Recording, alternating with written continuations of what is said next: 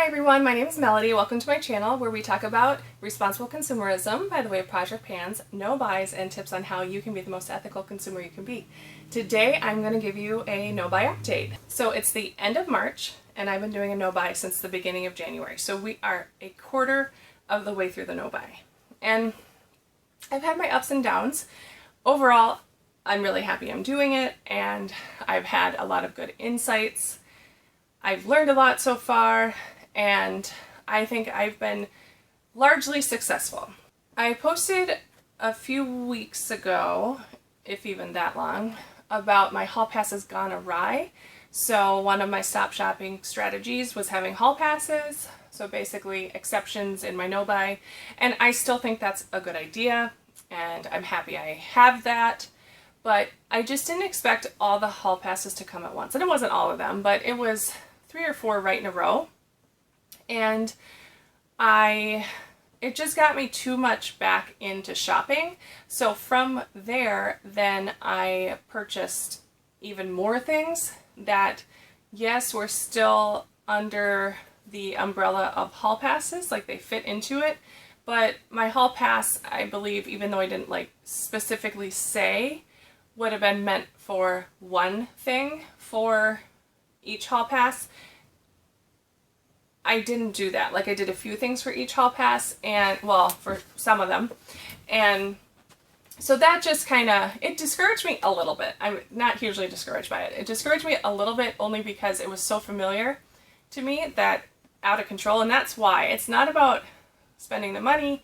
It's not about having the items. It's about not being in control of my shopping habits, because ultimately I don't want to shop for more than I need, but it's an addiction and I do shop for more than I need. So in that sense it was disappointing, but again, overall I'm really happy with how well I've been doing on my no buy. And I'm glad I had the slip up because it reminded me of a few things. It reminded me that this is something I'm going to have to battle forever, as long as I want to. I mean, it's not a drug addiction. It's not, it's not harmful to my body. It's harmful to my pocketbook, and it's harmful possibly to future plans. And if I've never had it be super strain on any relationships or anything like that, but it potentially could be, and I don't think I'd ever get to that point because I value my relationships more than I value the things I do in my shopping addiction or because of my shopping addiction. But it reminded me of that. It's always going to be there, which is true for any addiction. I had a thought that scared me because it was so familiar. I can't tell you how many times when I wasn't making a specific effort to not shop that I had this thought.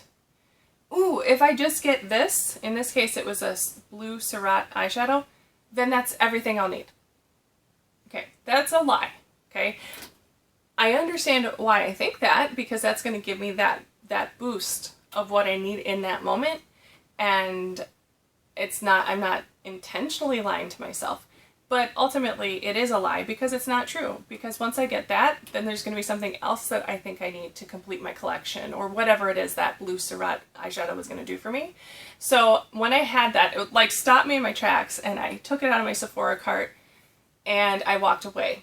I would love to say that that was a huge turning point for me, and I've been, on track ever since. That's not the case. But again, oh well, I'll move forward. It's the way it is. I mean, keeping a positive attitude about it is really key. So there you go. It did also inspire me to think of ways that I can rejuvenate my efforts. And that's going to be a separate video, which I'm really excited to film. I also noticed that, so I've been swapping some of the things I've gotten in subscription boxes, and I noticed that it was too similar to shopping. So it was triggering my desire to shop. So I decided, for the most part, I'm going to passively swap. So if people request swaps from me, that's fine. I will reply and swap if I choose to, but I'm not going to go out and pursue swapping. There may be a few things if I think specifically, okay, that would be really useful, then that's fine, but I don't want to peruse the site and browse and see what I can find, which I have done plenty since my last check-in, and I don't want to do that. So that's my goal, is to not do that or limit it. But for right now, I'm going to say to not do it. Also, I dipped into my backups for a few things, so it was helpful to have those backups because I didn't have to shop for things. Example, mascara. What else? That's the only thing I can think of, but I know there were a few other things. Oh, dry shampoo, leave-in conditioner. So, yeah, those are the things I can think of off the top of my head. I feel like there were a few more, but I dug into my backup, so it was helpful to have them. But overall, I've decided things that are hard for me to pass up and things that are a joy for me to shop for, I don't want to have backups because I'm robbing from my future self, essentially. Because if I have 10 lipsticks ready to go, then 3, 4, 5 months down the road when I get to pull one out, although it's fun, it's not the same experience as shopping. So I'm kind of in one moment where I'm buying the backups to bring me some joy right then. I'm robbing my future self of that in the future. Big deal? No, but it's something that I want to do moving forward. So I don't mind having backups of dry shampoo, because when I buy dry shampoo, it's not anything I'm super excited about. So those sorts, and I know I'm going to go through it, so I don't mind having the backups if I can get it on a good deal. Otherwise, there's really no point of getting the backup. Oh, and I should say this. The reason why I started stockpiling backups originally, so a couple years ago, was because I was moving to a third world country where I was going to have very little to no access, well, no access to Sephora. Very little access to any makeup brands that I really cared about. And I was going to have almost no income. So that's why I stockpiled makeup. And that makes sense. And if I find that I'm going to be in that situation again, I'll probably do it again. And that's fine. But for me right now, when I'm living in the US and I have income, I don't want to rob my future self of the joy of buying a lipstick when I want a new lipstick. So when I'm not on my no buy. Okay, so I think that's it. No. Oh, a couple other thoughts. This is kind of rambly, not very organized. Sorry about that. But I have definitely had some triggers, and I have said yes to some triggers when maybe I shouldn't have, but I did. And then I've said no to way more than I said yes to. So I had plenty of things to celebrate.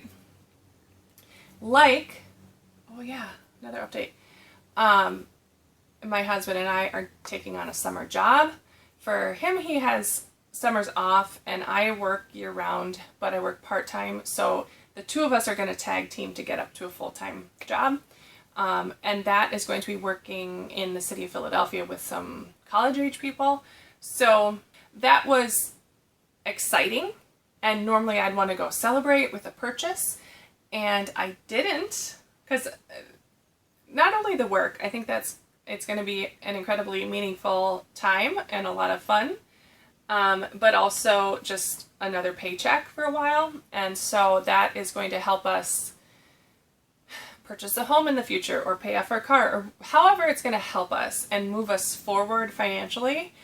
It was tempting to buy something to celebrate. So I didn't buy something to celebrate, but I did exercise a hall pass, which was, if you remember, if I get a job working in the woods, I need to buy woods clothes.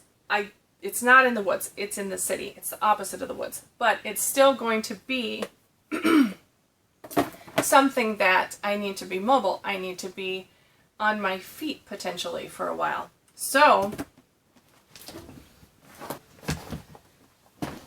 I got 2 pairs of Merrells. And let me just give a shout out to the Merrell outlet in Lancaster, Pennsylvania, because they have tremendous customer service. And we were able to get a little extra off our bill because we mingled a little bit with the people that count, okay? So I've been talking about needing to get sneakers soon, so I got these. They're very comfortable, very durable. Are they my first choice in cuteness? No, but that's okay because they're not bad and they get the job done. The price was right. I feel good about those. And then the sandals. First choice in cuteness? No, but that's okay because I needed a sporty, comfortable pair of sandals that would be supportive, and they're cute enough. That's what I'll say, cute enough. So there you go. Looking around to see if I have any other updates, but I think that's it. So thanks for going another month with me on my no-buy. It's been fun, it's been challenging, it's been rewarding, and I again want to hear how you're doing with your no-buy. So please do comment below, and I thank you for watching and have a fabulous day. Bye!